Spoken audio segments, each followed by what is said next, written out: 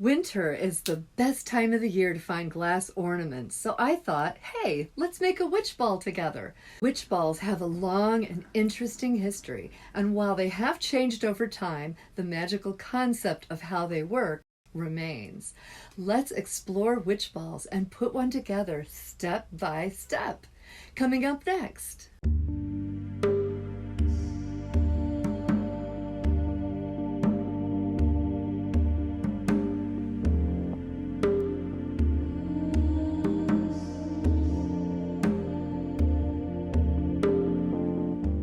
Welcome to the Witch's Studio. I am, of course, Mickie Mueller, author, illustrator, and witch, not necessarily in that order, and today we're going to talk about the magic of witch balls. We'll learn when this practice started, different kinds of witch balls, and how they've changed and evolved over the years. And we'll make a modern witch ball for protection.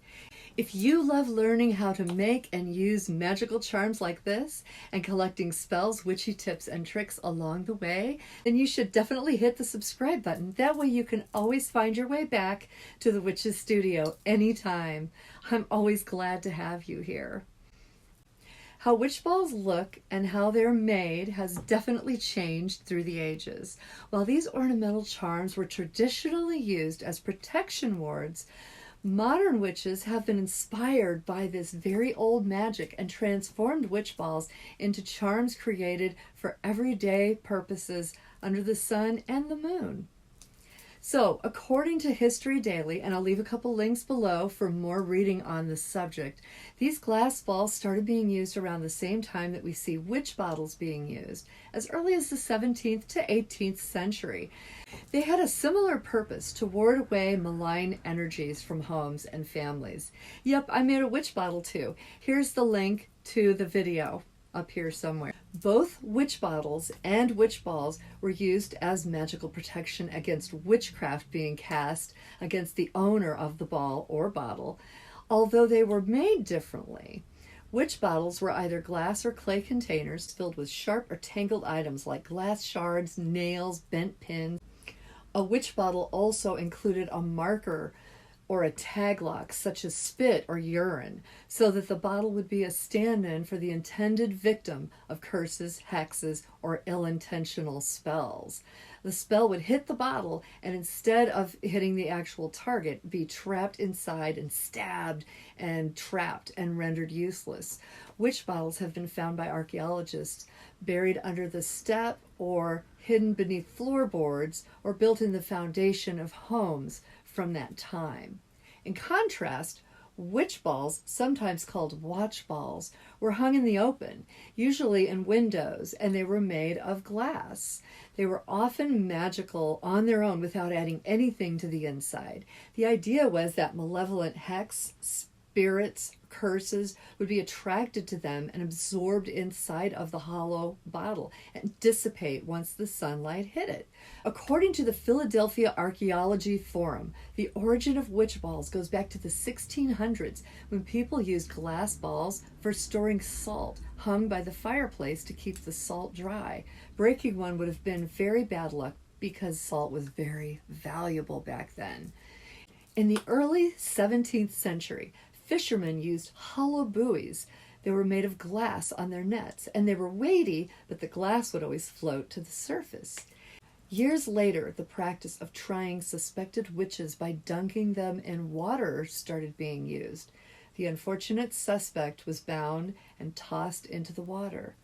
Sinking and drowning meant they were innocent of all the charges. If they floated, they were found guilty of witchcraft. Of course, it was an illogical system, but it served the witch hunters and accusers well. Too bad for the accused, who were in a no-win situation. Apparently, witches floated, and hollow glass balls floated too. Does this mean the folklore between the two of them were related? Maybe. I will say that sailors tended to be a pretty superstitious bunch at the time, probably because their livelihood and their very lives depended on circumstances that were completely beyond their control. Those beautiful glass floats may have seemed like a way to counteract baneful witchcraft by matching like to like or fighting fire with fire. So the wives of fishermen began hanging a float in the window of their home as a talisman to bring the fishermen back home and while they were out to sea and ensure their safe return. It probably wasn't long before the ball became a talisman considered to protect the home while the fishermen were away as well.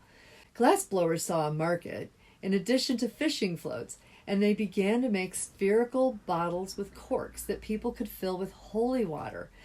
And there's actually a fascinating article by Catherine Kane on the Regency Redingote blog that I'll leave in the description below. Eventually, the practice spread, and soon glassblowers were making witch balls regularly. They were now sealed spheres and had strands of glass inside meant to trap and entangle aggressive spirits or spells like it was a web. It was the first item created when a new glass shop was opened, and it was hung in the shop as protection from baneful spirits and to bring good luck and prosperity. If you want to see what it looks like when one's being made, I have found a video. I'll show you right up here. Witch balls were items that could be easily turned out at the end of the day when the rest of the work was complete. Nailsea Glassworks in Bristol took them to the next level, adding more colors and patterns. If you were looking for a witch ball in the late 1700s, Nailsea was the top of the line. There are many traditions about witch balls. Some say it must hang in the east window of the largest room of the house. Some say it should be dusted regularly to re-empower it. Some communities expected every home to hang a witch ball in order to protect the whole community from misfortune. In areas where a village witch or cunning person was relied upon, that local magical practitioner would enchant the witch balls for the whole community. Of course, there were lots of other areas where witches, or whatever the title the village magic users were going by, were maligned, and the witch balls were expected to protect against all magic. But of course, witch balls are magic as well. In later times, witch balls were made reflective by silvering the interior of the ball in the same way that mirrors are silvered. This created a mercury glass magic mirror of sorts that would reflect negativity away. These eventually became the beautiful, large Victorian gazing balls seen in homes and gardens of the time. I talk about these in my book, The Witch's Mirror. Modern witch balls can be found in all of the old forms: fishing floats, hand-blown masterpieces, and reflective glass orbs. Many modern witches have taken to creating our own witch balls. Since glass blowing is a very specific set of skills, many witches opt for using tree ornaments and fill them with their own magical items and enchantment.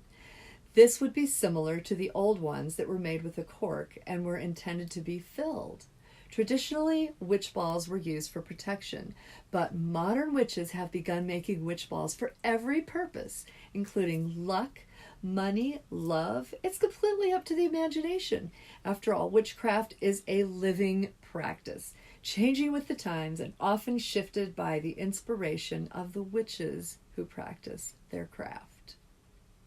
So let's make one. I've got an old ornament I've been saving for this project. I'm going to go with the traditional purpose of protection. You don't have to use the exact items that I'm using. Use your imagination and what you have on hand. And if you want to make one for a purpose other than protection, you can totally do that too. Just substitute the items corresponding with your magical purpose and make a witch ball of your own. Okay, without any further ado, let's do this. So here's that ornament that I've been saving for this purpose for about a year. I gathered up all of my other supplies, so you can see them here, and I'll go over them one by one. But again, don't feel like you have to use exactly the same things that I used. Your ornament doesn't have to be the same as mine. It can be clear, it can be solid color, it can be reflective. Whatever you choose will work. If you look up witch balls online, you're going to see a lot of different styles, different ways of making them, different ways of finishing them, and there's no right or wrong way. This is just how I made mine with what I had around the house, and I'm hoping it will inspire you as well. Now, the first thing that I did was use some incense to clear and cleanse any energy that was residual on my witch ball. And it's also kind of satisfying to fill that up with smoke. And I don't know if you'll be able to see it in the video, but yeah, when the smoke comes out of it, it's kind of cool and just brings you into that magical frame of mind. It works on the vibrations of the item to raise the vibrations, as well as putting your mind into the right state to actually create magic.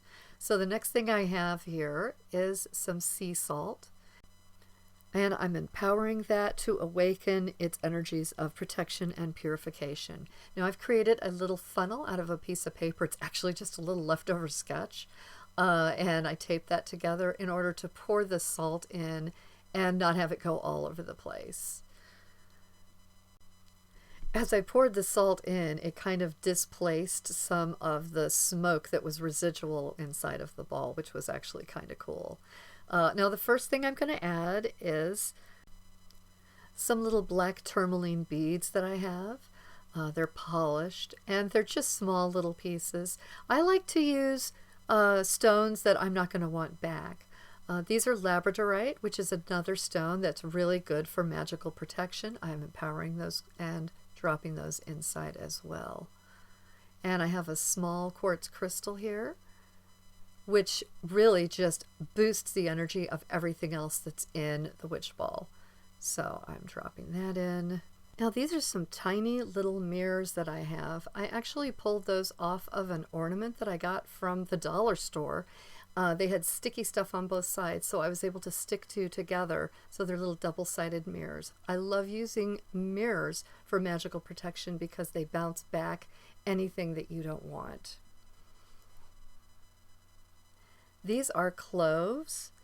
Cloves are great for banishing evil and for purification. So I dropped some cloves in there. If you don't have whole cloves, you can certainly use powdered cloves.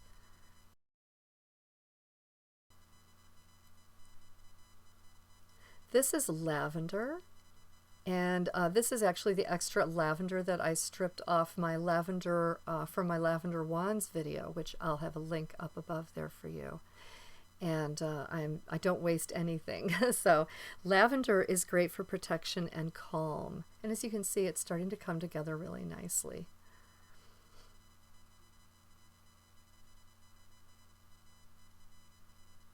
This is some sage, and this isn't white sage, this is garden sage that I grew myself.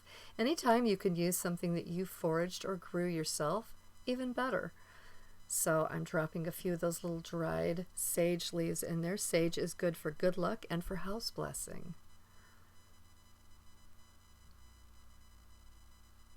I also have rosemary. Rosemary is one of my favorite herbs. I'm charging that to be good for protection from evil. It's one of the herbs that I really like to work with a lot, and it's also a good all-purpose herb.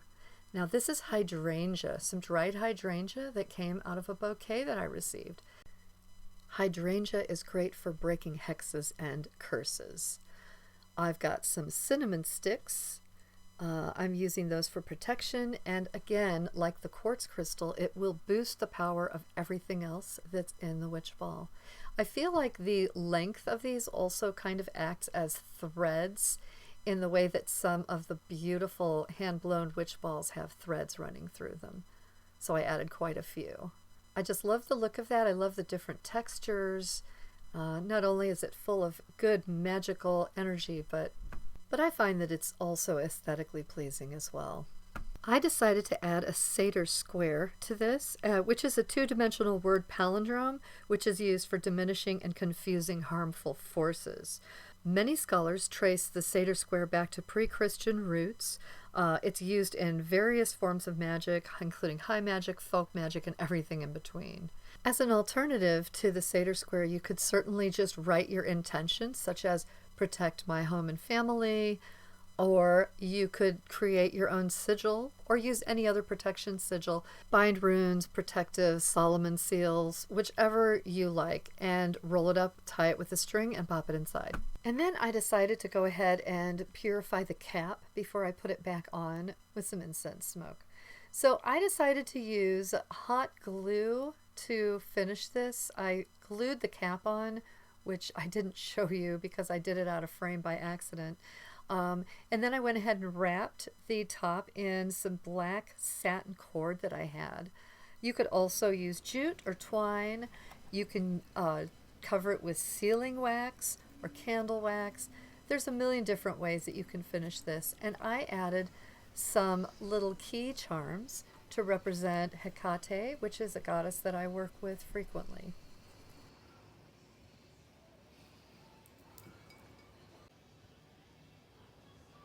I decided to hang it up in my window there in the dining room. I love the look of it. I think it's really sweet, and it's really nice to have finally finished this project that I was putting on the back burner. I have a different style witch ball hanging in my kitchen, and I think I might go ahead and procure one of the hand-blown ones with the threads running through them because I've admired them for so long.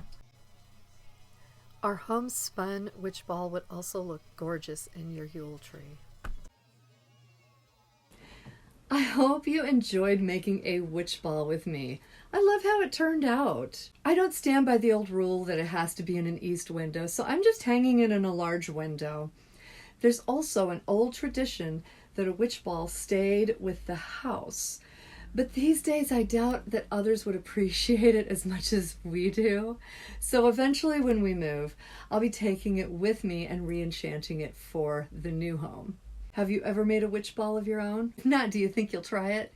If so, let me know down in the comments.